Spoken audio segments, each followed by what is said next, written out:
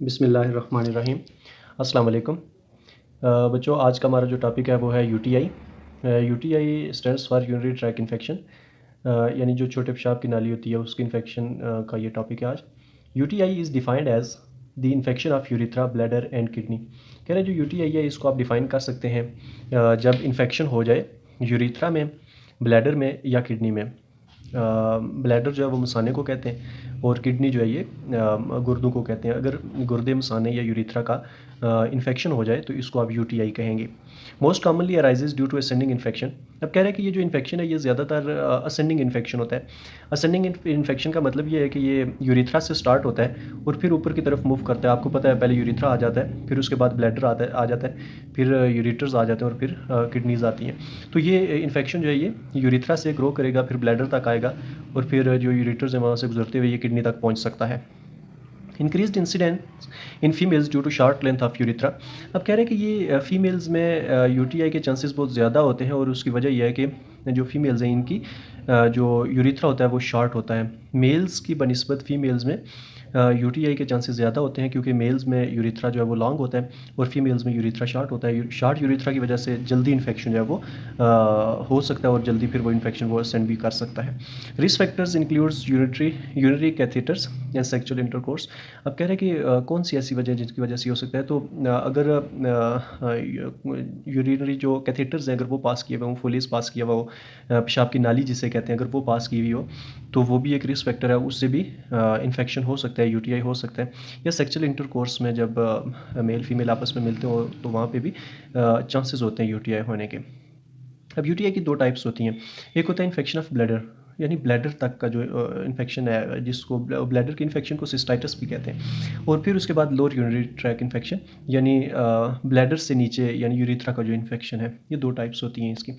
अच्छा, अब इसकी टियोलॉजी की बात कर लें कि इसकी वजूहत क्या हो सकती हैं, तो पहले हमारे पास इकोलाई आ जाता है। इकोलाई एक बैक्टीरिया है। 80% जो यूटीआई के केसेस होते हैं वो इकोलाई की वजह से होते हैं। दूसरा हमारे पास स्टेफाइलोकोकस बैक्टीरिया है, ये भी एक ग्राम नेगेटिव बैक्टीरिया और ये इसकी वजह से भी यूटीआई हो सकता है। तीसरा हमारे पास क्लेब्सिला निमोनिया आ जाता है। क्लेब्सिला निमोनिया जो है ये इसकी वजह से भी यूटीआई हो सकता है। और फोर्थ नंबर पे जो बैक्टीरिया है वो है प्रोटिस मिराबिलिस। अब ये जो प्रोटिस मिराबिलिस है इससे भी यूटीआई हो सकता है, लेकिन ये बैक्टीरिया तब इन्वेट करता है जब पेशेंट जो है वो उसकी कैथेटराइजेशन हुई हुई हो, उसको पेशाब की नाली पास हुई हुई हो, तो ऐसी सूरत में ये प्रोटिस मिराबिलिस जो है ये बैक्टीरिया यूटीआई काज कर सकता है।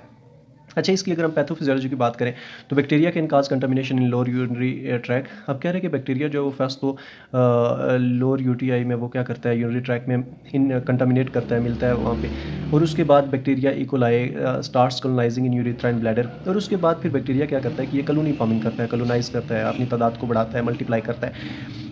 उसके बाद बैक्टीरिया फॉर्म बायोफिल्म्स। तो फिर ये बैक्टीरिया क्या करता है, बायोफिल्म्स बनाता है। बायोफिल्म्स का मतलब क्या होता है, क्लस्टर्स ऑफ बैक्टीरिया, यानी बैक्टीरिया जो है वो गुच्छों की सूरत में, क्लस्टर जुर्मट की सूरत में वहाँ पर मौजूद होता है, कॉलोनी की सूरत में मौजूद होता है। And if left untreated ascends towards kidneys and leads to upper UTI. और कह रहे हैं कि अगर इसको फिर ट्रीट ना किया जाए, अगर इसका इलाज ना किया जाए तो ये असेंड कर जाता है, ऊपर बढ़ जाता है, यानी किडनीज की तरफ चला जाता है और लोअर यूटीआई से अपर यूटीआई हो सकता है। इसके सिम्टम्स की बात कर लें, अलामात की बात कर लें, तो फर्स्ट हमारे पास डिसयूरिया आ जाता है। डिसयूरिया का मतलब होता है पेनफुल यूरिनेशन, यानी पेशाब करते हुए तकलीफ होगी, दर्द होगा। एंड बर्निंग मिक्चुरेशन हो सकती है, यानी पेशाब में जलन हो सकती है। यूरिन फ्रीक्वेंसी, बार बार पेशाब की हाजत हो सकती है। लोअर एब्डोमिनल पेन हो सकता है, यानी पेट के निचले हिस्से में दर्द हो सकता है।